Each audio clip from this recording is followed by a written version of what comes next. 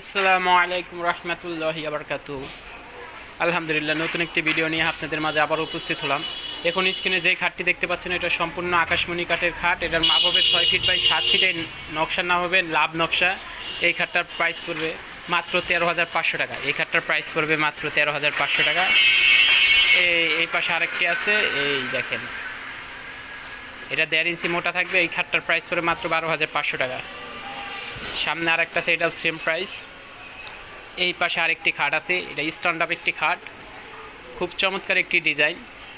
এটার দাম পড়বে মাত্র 13,000 টাকা।